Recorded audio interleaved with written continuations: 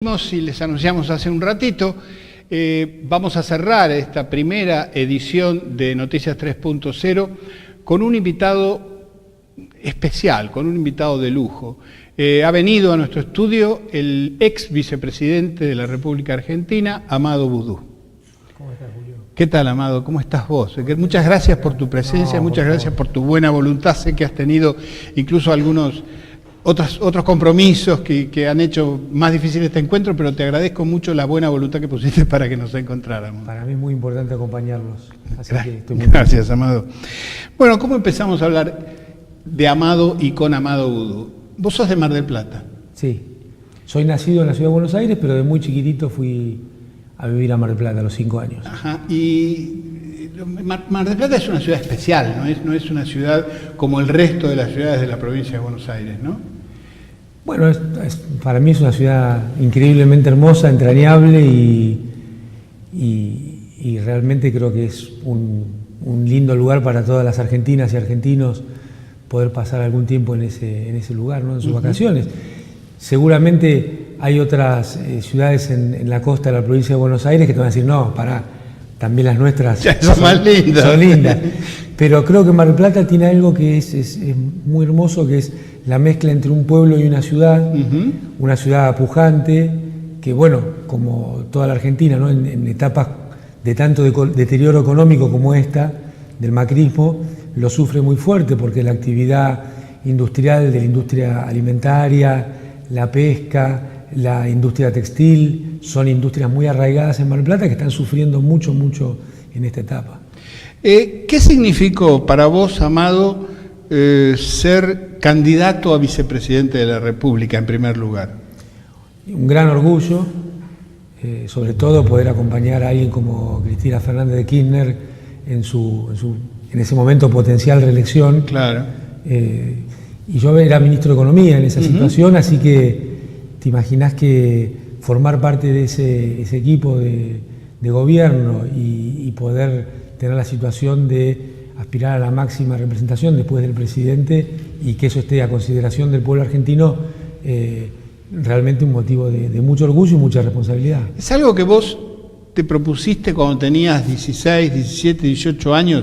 Por ejemplo, ser presidente o ser vicepresidente o tener una función de esas características? No, ¿O es algo que te ocurrió en la vida? La verdad que fue una situación que se vino dando a partir de la gestión de la función pública.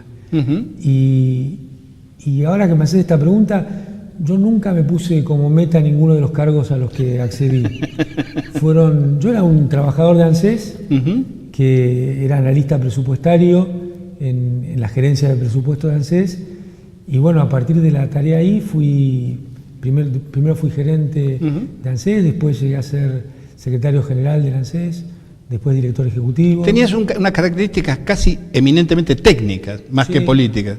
Sí, yo te diría que una visión política de un manejo de las cuestiones técnicas, claro, fue lo que me permitió ir tomando determinaciones que yo creo que le sirvieron al conjunto de los argentinos. Claro. Una de esas determinaciones es quizás la más importante que tomaste en tu vida, o como propuesta por lo menos, que fue la nacionalización de las AFJP.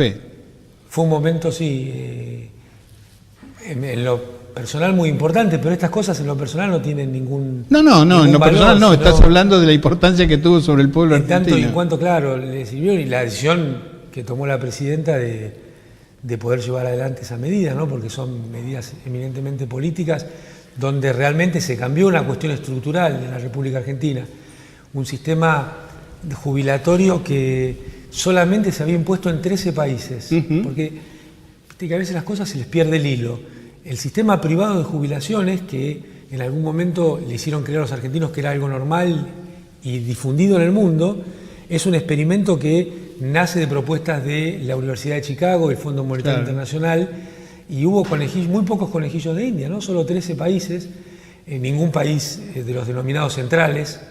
Ellos protegieron su sistema público de reparto, Estados Unidos, Francia, España, Inglaterra, protegieron su sistema. Alemania seguramente. Alemania. Claro.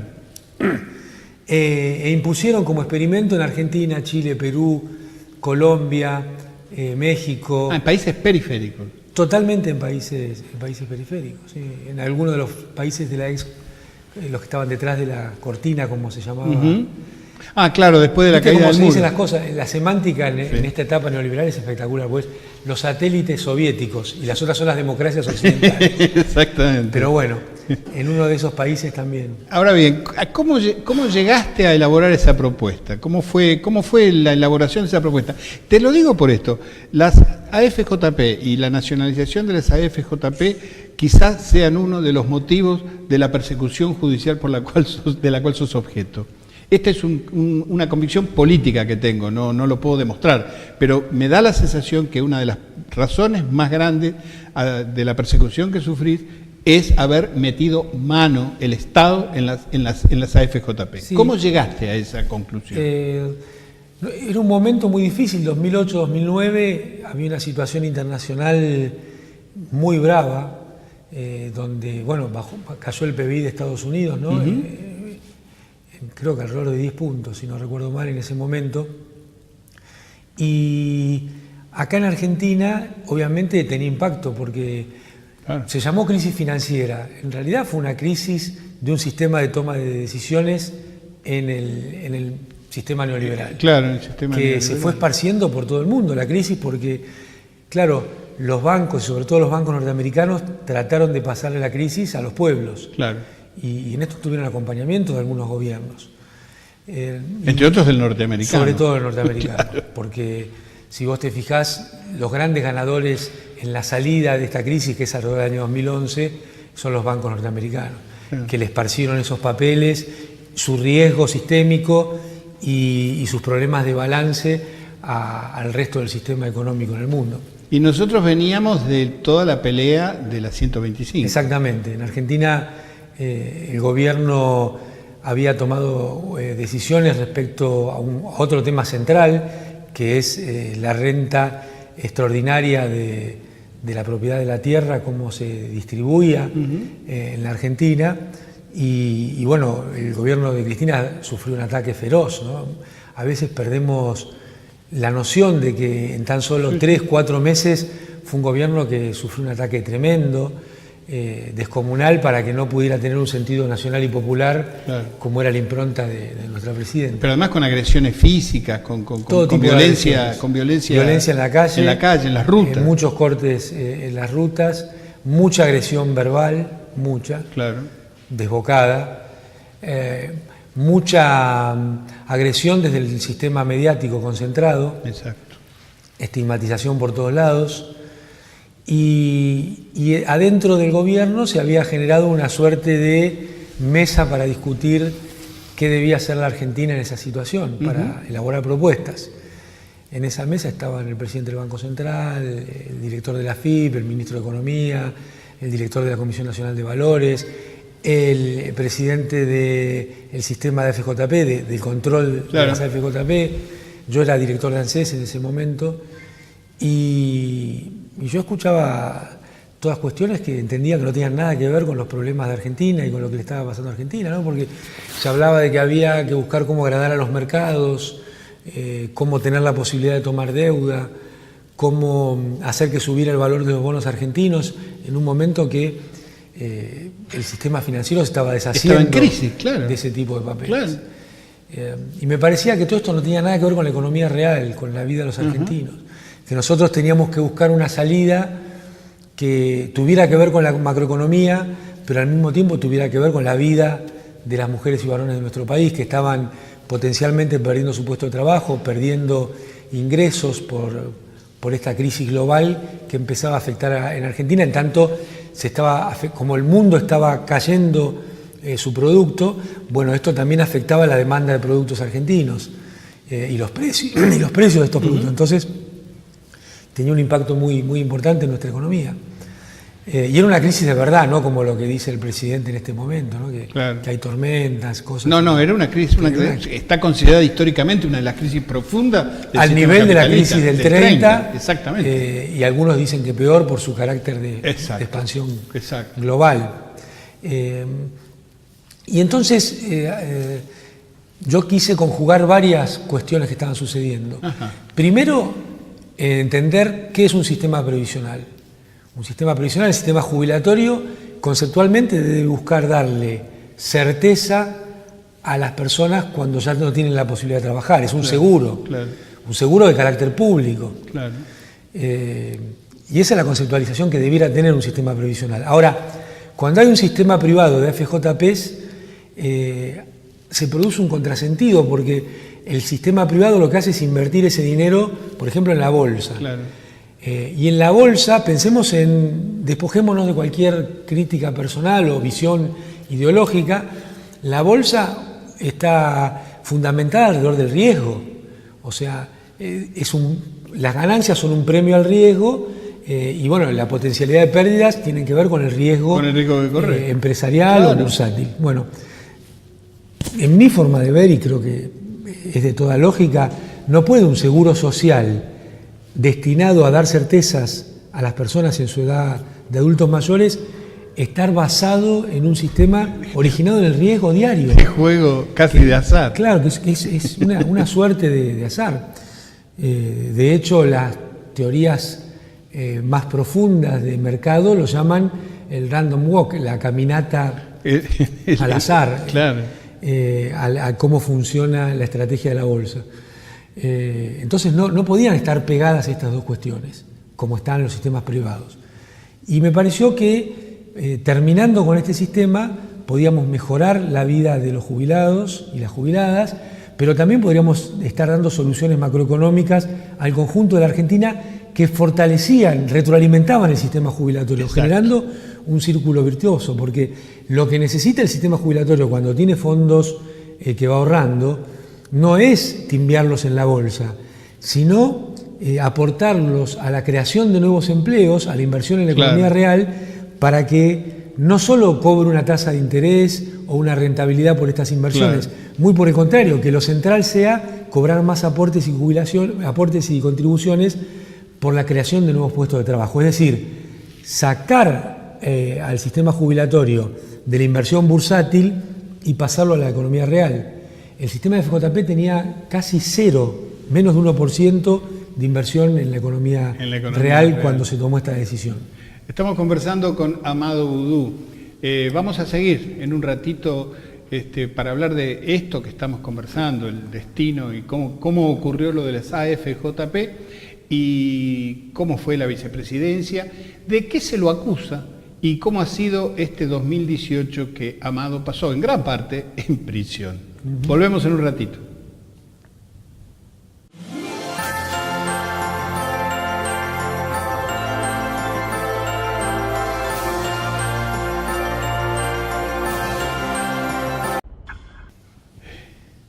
Seguimos con Amado Boudou. ¿Y qué pasó cuando vos propusiste, ¿y por qué no nacionalizamos las AFJP? Explicando con toda esta explicación que vos has dado. Bueno, ¿qué pasó? ¿Qué ocurrió? Ahí pasó esas cosas de los grandes mitos que se generan desde los medios concentrados, ¿no? Que Cristina es una persona que no escucha, que está encerrada, que esto, que el otro. La verdad es que yo tuve la posibilidad de, como director de ANSES, pedir una audiencia para llevar una propuesta que fue respondida rápidamente y tuvimos una conversación acerca de este tema. Yo le traté ¿te imaginas que un presidente tiene muchísimos temas que atender, muchísimas situaciones que ocuparse todo el tiempo, así que uno tiene que tratar de ser lo más sintético, ir al grano de lo que quiere expresar y tratar de mostrar cuáles son los puntos salientes, las ventajas y las desventajas de una decisión los peligros, de este tamaño, ¿no? Y estuvimos charlando un rato de esta propuesta y a ella le pareció que era razonable y adecuado llevarla adelante, y nosotros ya habíamos tenido la posibilidad de trabajar juntos en algunas cuestiones importantes, como fue la ley de movilidad que pusimos en marcha en el año 2008, que también el gobierno de Macri sacó para empeorar la vida de los jubilados. Exactamente. El año pasado, una situación que hubo incluso muchos disturbios en la calle. Sí, fue el inicio de la crisis política del gobierno de Macri. Sí, y yo en ese momento también estaba en prisión. Sí. Habían decidido perseguirme y meterme en prisión en ese momento cuando se trató la derogación de nuestra ley de movilidad para poner una ley de movilidad mucho peor que está demostrando cómo le está haciendo daño a los jubilados, todo el tiempo, ¿no? Así que habíamos podido trabajar y conversar sobre esta ley de movilidad, y una medida que no se le prestó mucha atención, que para mí fue muy importante, porque fue la primera vez que pude hablar con la presidenta de una cosa innovadora, fue la posibilidad de que las parejas de uniones del mismo sexo accedieran a la pensión jubilatoria. Ajá. Cuando se lo planteó, me dice, ¿cómo? ¿No existía eso? No, era para el matrimonio, o sea, claro, una persona que muere su cónyuge tiene una pensión directa, se llama, sí, señor, ya sea varón o mujer. Sí, sí, sí. Y durante la etapa del gobierno de Kirchner habíamos hecho en ANSES un protocolo para que quienes no tenían el matrimonio, sino que eran uniones de hecho, todavía no estaban en la legislación, con un sistema probatorio pudieran acceder también a la pensión, porque lo que hay que mirar es la lógica económica. Claro. Si la situación económica es la misma, son dos personas que aportan al sistema, que tienen esta cobertura, unas porque tenían el matrimonio, recibían la pensión, los otros porque eran uniones de hecho, no lo tenían.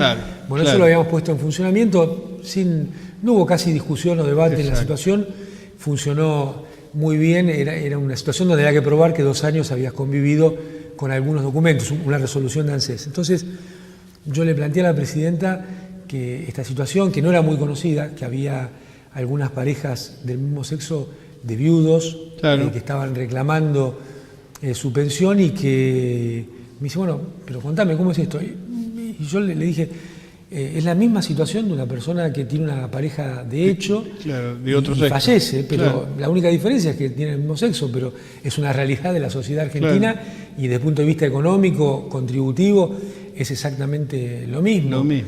Y bueno, ella rápidamente dice, bueno, ¿y cómo? Me parece lógico, razonable lo que está diciendo, ¿cómo no lo hacemos? Bueno, vamos a tener golpes de algunos sectores.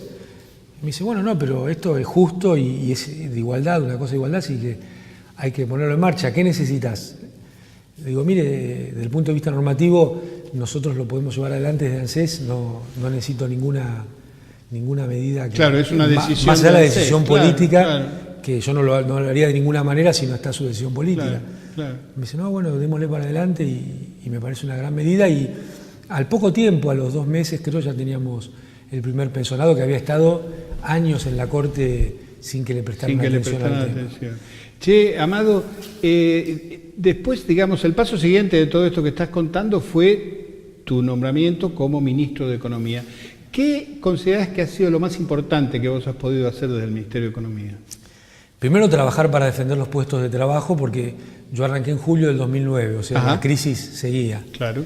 Así que la situación, yo creo que la única variable importante de un país, desde el punto de vista económico, son la cantidad de trabajadoras y trabajadores que tiene y los niveles de ingreso que ellos tienen. Y lo que cobran, claro. Después todo el resto es instrumental, son herramientas para la felicidad del pueblo, debiera ser, ¿no? Porque el objetivo, en definitiva, es que las mujeres y varones de nuestro país puedan desarrollar su vida, podamos desarrollar nuestra vida lo mejor posible, y soñar y llevar adelante esa situación. Me parece que los economistas demasiadas veces se enamoran de las herramientas y olvidan los objetivos, ¿no?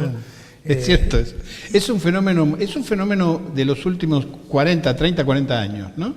Es decir, este enamoramiento que el neoliberalismo ha generado de los instrumentos teóricos de la economía, y no de los efectos prácticos que la economía tiene sobre un país. Exactamente, que el objetivo está en otro lado, ¿no? Y que justamente la heterodoxia, yo creo que tiene que ver con esto, con entender que distintas situaciones requieren distintos remedios. Pero fíjate que es curioso, y nos desviamos un poco, porque el libro de Adam Smith se llama La riqueza de las naciones, no se llama Los mecanismos para mantener... Bueno, por eso el neoliberalismo es una cosa muy distinta al liberalismo. Exactamente. También, ¿no? Porque más allá de cualquier valoración que uno pueda hacer, el liberalismo opina que tiene que haber un Estado mínimo, que cada uno se la tiene que arreglar solo, y que el intercambio es lo más importante. El neoliberalismo no opina esto.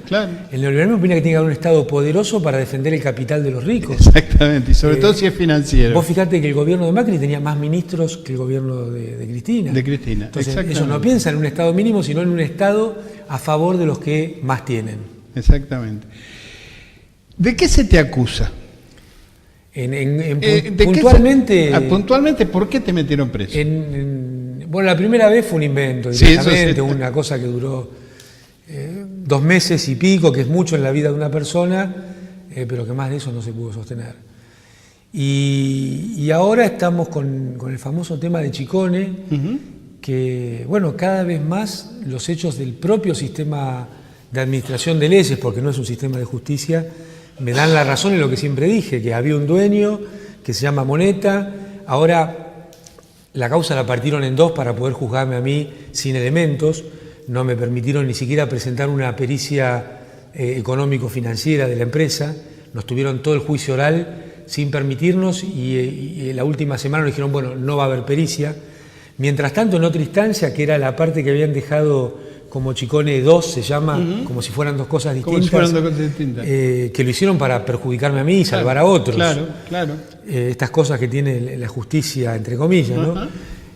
Ahí sí hicieron la pericia y se demostró que el dinero era de Moneta, que había sido el inversor y quien había comprado. Pero esa pericia no sirve para Chicone 1. Pero esa pericia no sirve para Chicone 1, que ya emitió una sentencia en la cual me condenan que va a ser en el futuro vista en la Facultad de Derecho como un disparate. Como un disparate. El abogado Chicone, que no es alguien del espacio político nuestro, es Sanján Hijo, le dijo de frente al tribunal que esto era un papelón internacional, iba a ser, que tenía que ver con cuestiones de la vida empresarial, que pasa por encima todo lo que tiene que ver con la probatoria que necesita un juicio, y que a Chicone lo condenaban solamente porque yo estaba condenado antes de empezar el juicio. Eso dijo el abogado de Chicone. Que no es gente que no tenga mucha simpatía. Sí, seguramente. Seguramente, pero un tipo de derecho, un tipo de las leyes, digamos, un abogado, como la gente, un tipo que piensa que el derecho tiene una función que cumplir. Y más bien una función que cumplir de la derecha. De la derecha, no solo del derecho. Exactamente. Pero bueno, intentaron vincularme a mí una persona que 6 años después se demostró que no hay una foto, no hay un video, no hay una nada. Él mismo lo dijo, aún cuando confesó como arrepentido, un montón de cosas que también arriba dijo una cosa, abajo dijo otra. Pero bueno, los atropellos que está habiendo en la utilización de parte del sistema judicial como herramienta de persecución política no es una cosa que sucede solamente en Argentina. Por decir, estos locos en Argentina se quieren defender diciendo esto. Vemos que está pasando en Ecuador, en Brasil. El Lula está preso por un departamento inexistente. Exactamente. Entonces, ¿cómo te bancaste esta prisión? ¿Cómo en el sentido de cómo te fue y cómo hiciste para bancarte? Bueno, primero estando muy en paz, con todo lo que yo había hecho, sabiendo que soy inocente de las cosas que se me acusan, sabiendo que el sentido político de nuestro gobierno, yo nunca me corrí ni una coma de defender las cuestiones populares, las cuestiones de Argentina como patria, y eso te da una tranquilidad para revisar tu accionar, tu pensar y lo que te imaginás hacia adelante, ¿no? Y eso desde el punto de vista, digamos, psicológico, si te parece. Y después teniendo una tarea muy fuerte de autocapacitación con un programa de lectura. ¿Has leído mucho? Mucho. Ajá. Mucho. ¿Qué? Y bueno, tenía como unas lecturas a la mañana y otras a la tarde. Estaba, por un lado, preparando como si fuera a ser profesor de matemática 1 y 2 en ingeniería, revisando un texto moderno para tenerlo bien concreto y un libro de ejercicios resueltos para ver si eso funciona para autoevaluarme, porque es una actividad en la cual te saca durante el rato de todas las cavilaciones. Y claro, tenés que concentrarte en eso. Que tienen que ver con cuestiones de la sociedad, digamos, y de las cosas que te mueven la cabeza y el corazón al mismo tiempo. Exactamente. Entonces, esa era una lectura, digamos, casi técnica. Tranquilizadora. Tranquilizadora, claro. Después... Claro, uno no se puede pelear con una fórmula matemática, digamos. No, la entendés o no la entendés, si la llevas adelante o no la llevas adelante. Eso por un lado. Por otro lado, lectura de ciencia política, que yo sentía que ahí tengo que hacer un esfuerzo adicional y encontré algunas cosas muy interesantes. Una escritora que se llama Wendy Brown, que escribió un libro que se llama Un pueblo sin atributos, Ajá. que es muy interesante porque es visto desde Estados Unidos. Ajá. El último libro de Chantal Mouffe, que me parece extraordinario, Populismo de izquierda, Sí. me parece es el título. El libro de Edgardo Moca sobre los antagonismos. Ah. Muy al día, has logrado una lectura que te ha actualizado enormemente. Sí, revisar el manifiesto comunista, que es rápido e intenso, revisar el capítulo 24 del Capital, el tema de la apropiación originaria, y después leyendo algunas cosas de economía de hoy. Hay un autor que se llama Heimann Minsky, que a mí me gusta mucho el enfoque que tiene, y bueno, un libro que se llama Keynes, que no es una biografía, sino una revisión de la obra. Ajá, una relectura de una Keynes. Relectura de Keynes, que a mí me resultó. Y además fuiste padre. Eso estaba suelto. No, sí, ya sé, pero fue este año. En el interín. O sea, además fui padre, además se murió mi papá. Falleció tu padre, no pudiste concurrir. No pude concurrir. O sea, ha sido un año, el 2018, que va a quedar en tu memoria. Sí, yo te diría que todos los años vinculados a la política te dejan una impronta fuerte por el nivel de las responsabilidades y por el orgullo que siento en lo que hice cada uno de estos años. Este año en particular tiene muchas cosas intensas en lo personal, ¿no? Claro, claro. ¿Qué esperás para el 2019, Amado? Espero para el 2019 que haya una fuerza política que recupere el gobierno y que el 11 de diciembre podamos, todas las argentinas y argentinos, quienes lo voten y los que no lo voten, estar muy contentos de tener un gobierno que se ocupa de la patria, que se ocupa de todos, que se ocupa de que haya mejores ingresos, que haya mejores jubilaciones, que haya una industrialización que permita que haya más puestos de trabajo que perduren en el tiempo, que nos permitan plantarnos frente al mundo exigiendo la soberanía por Malvinas, que nos permita plantarnos al mundo diciendo nuestras verdades en el Fondo Monetario y en el Banco Mundial y en el G20, que permita que muchas argentinas y argentinos recuperen la capacidad de soñar y no tengan que contentarse con defender lo poquito o lo mucho que han logrado, con el temor de perderlo cada mes. ¿Sos optimista que esto va a pasar? Sí, soy optimista con que va a pasar porque el gobierno, la administración, porque no es un gobierno de Macri, es un gran espejo para mirar lo que pasó en los 12 años anteriores, aunque creo que no es una buena estrategia electoral hablar sobre lo que pasó, sino presentar en la sociedad los nuevos sueños que tenemos hacia adelante, que son muchos y son seguir dando pasos adicionales en este camino. Amado, muchísimas gracias. Que tengas un muy buen 2019. No, muchas gracias a vos. Ha sido un gusto charlar con vos. Felicitaciones por este emprendimiento y ojalá tenga una gran difusión y en un país que a veces hay una voz muy pesada que silencia otras voces, que sigan surgiendo muchísimas voces. Muchas gracias y felicidades. Muchas gracias a vos.